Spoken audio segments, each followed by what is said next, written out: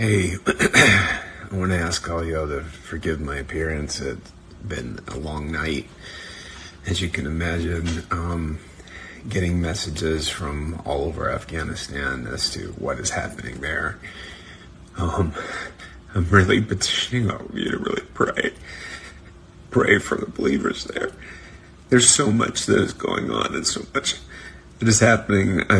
We've lost all contact as of about 1 o'clock this morning due to the fact that if the Taliban finds any Western numbers or contacts in their phones, they will kill them on sight. It is what the Taliban has done before. It is what their modus operandi is whenever they find any believers.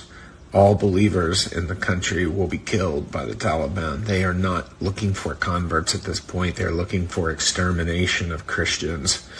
And despite what I just watched, one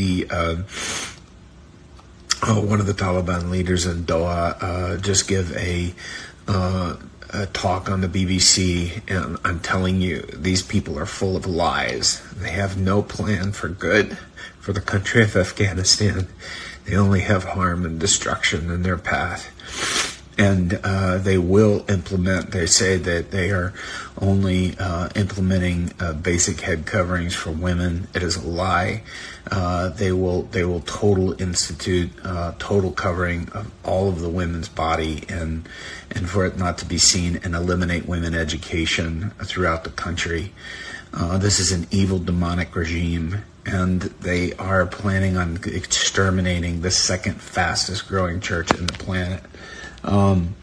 This is a time where I've had messages all night long from all over, people asking and pleading for prayer, pleading for intervention from the church here in the West, to be praying for them, to be holding them up, and to pray that the Taliban will fall and that they will not succeed in their plan to eliminate, again, the second fastest growing church in the world.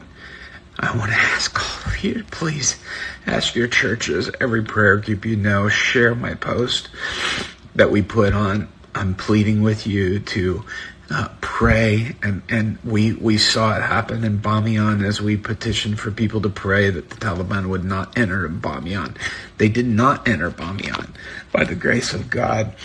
And so we need to see them not enter Kabul and to see it stopped and blocked.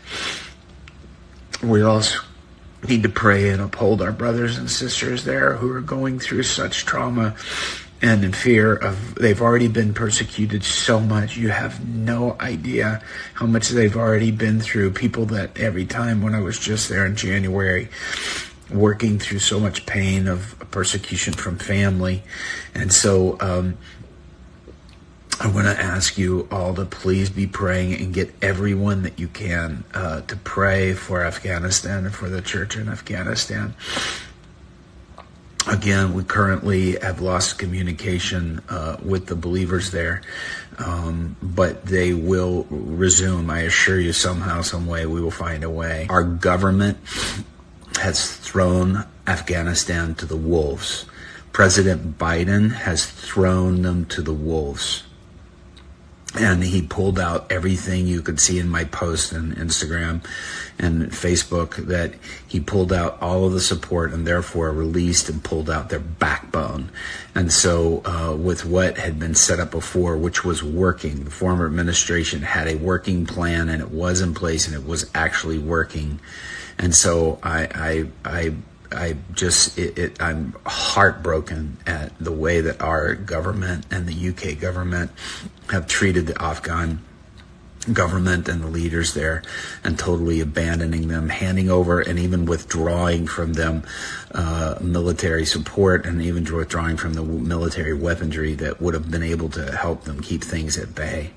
But the U.S. government, President Biden this past week said that there's 350 military and police troops that are in Afghanistan that can overthrow the Taliban, which is only 75,000 in armed forces. Why they are caving, nobody totally knows, but I can tell you this, that without U.S. or U.K. support, without the NATO support, it's going to feel like complete abandonment to them. And I think that's the reason why that so many places are caving and surrendering. And so it's doubt. The only thing that President Biden has done is send in 1,000 troops just to evacuate our people and to leave the Afghans alone.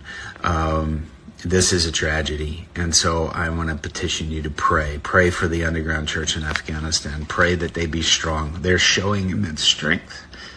I can't tell you how blessed I am to see the strength in their heart. But pray that they withhold, and pray that they stand strong, and that they don't lose heart in this time, and that God will prevail. Jesus Christ is King of Kings and Lord of Lords, and we declare that. And I thank everybody for praying, and please keep holding up Afghanistan in prayer. We need that so much, and I plead with you to continue to pray for them. God bless you guys. Thank you.